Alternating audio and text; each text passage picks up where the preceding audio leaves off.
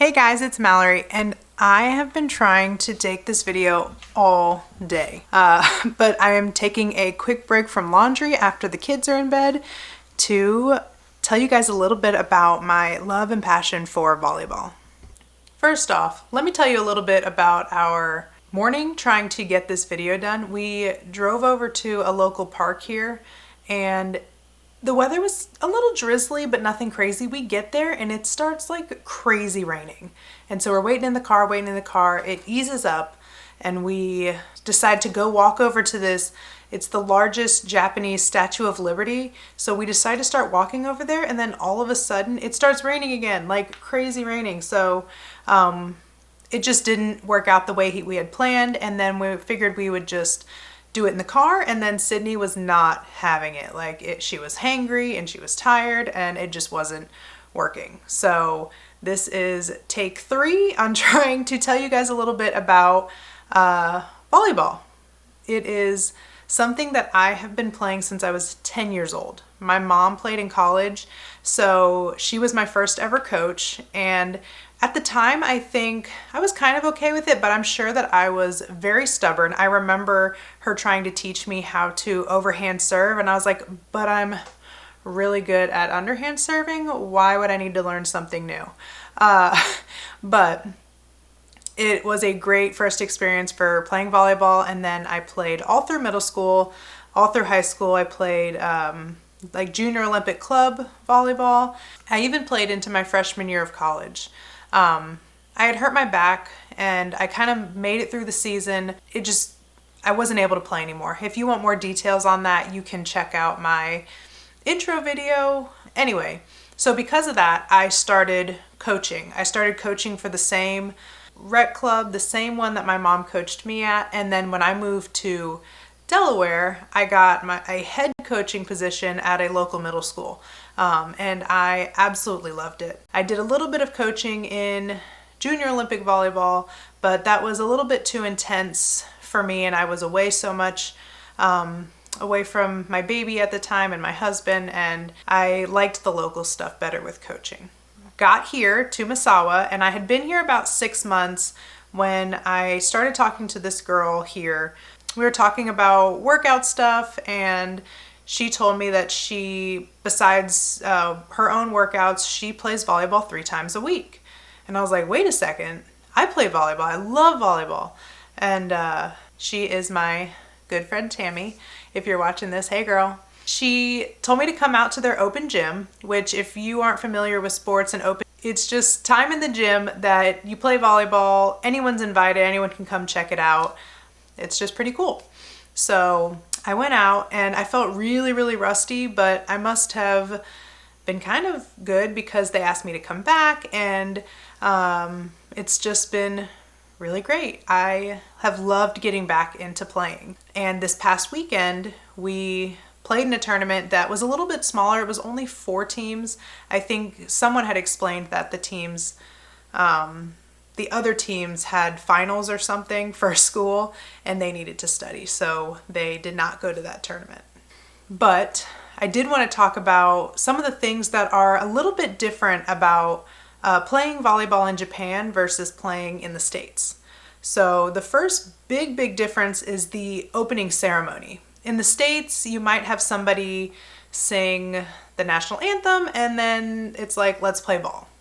But here, all the teams line up and they do a whole, assuming it's a welcome ceremony where they welcome the teams. And usually the way it works is when the other teams bow, we bow, and when they laugh, we laugh. So that's how that works. And usually we ask she's like a translator, coach, player if we need somebody, and she's super awesome to have there. And then another big thing is in volleyball in the States, at the beginning of the game, both teams go up to the net and they cross, and they all they pat hands. And I think a lot of other sports do that too, but they clap hands and they say good luck, good luck, good luck to all the players. Here, you go forward and you just get the one person who's in front of you and you say, I really hope I don't butcher this, onegashimasu, which translates to be kind to me.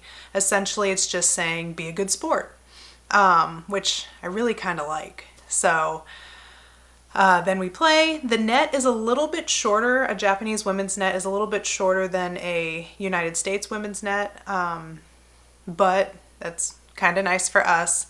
And a huge difference about the way that volleyball is played is that us being from the United States, we tend to be a more offensive team, while a lot of the Japanese teams are really, really scrappy and they are defensive. Like, it is crazy how good they are in that aspect. So it's just interesting to see how we play against each other.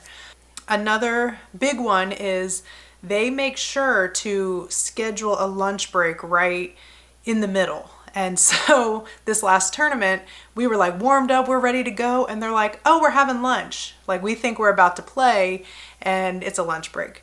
In the States, you kind of just eat when you can because the schedule gives you off times and all that. You just eat when you can. There's no designated lunchtime. So that's definitely something we've had to get used to.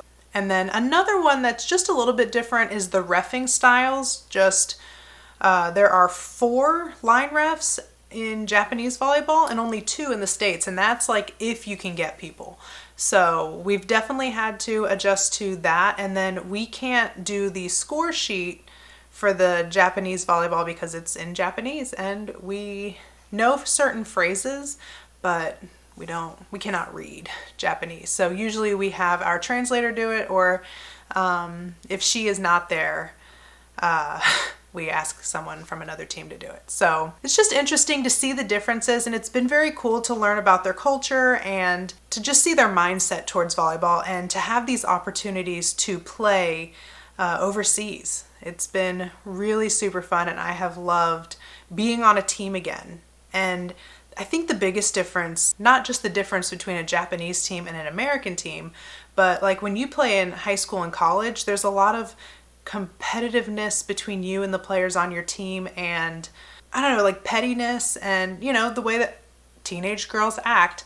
And being on this women's team where they are so understanding if you have to bring your kids to practice, and it's actually encouraged because everyone else has their kids at practice and they're cheering you on and they want to see you succeed, and that has been such an amazing thing, and I love surrounding myself with that. So we played not this past weekend, but the weekend before. We ended up coming in second, but the scoring was really weird. Like, so we did round robin play, which means that you play every single team. And then, but we only played one set, like just one game to 25. And then that was the score. And then in the finals, we make it to the finals, and the team that we played was one that we had already beat earlier.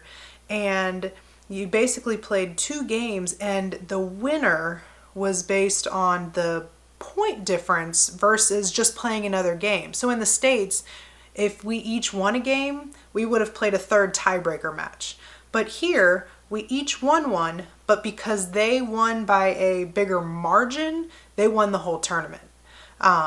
Which is different and something we at first had a hard time, but we accepted it, and it's just the way that they do things. That being said, with the points being weird and us not having our translator at the last tournament, we ended up taking candy to them, which I'm going to show it to you really quick.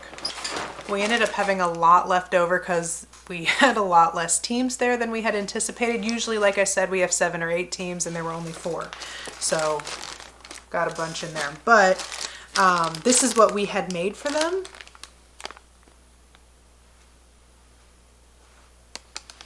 And it was because in the finals, we actually didn't realize that we were in the finals because we had lost at one point and we thought that we were in the losers bracket. And so at the end, like, we think we're done, we're about to go, and they come up to us and they're like, do you want to play another game? And we think it's like a pickup game or a scrimmage just because we never got to play this team. We didn't realize that was the finals. And so we played one and then we left. And that was kind of our way of apologizing for the miscommunication and not really understanding what happened. And we left before even like the closing ceremony, so we felt really bad. And we just thought that would be a really nice way to apologize for the misunderstanding so that they would continue inviting us to future tournaments. And if it wasn't for my amazing husband, I wouldn't have any of the footage that you've seen throughout this video, because he not only hooked up his regular camera, he had the GoPro going, he was taking pictures. It was super awesome to be able to have that, and I completely appreciate it. Thank you so much for tuning in. I really wanted to share something that I'm passionate about. I know a lot of my videos lately have been all health and fitness and Beachbody, and I promised you guys I was going to tell you about my life and everything that's going on. So thanks for tuning in. I will talk to you guys later. Bye guys.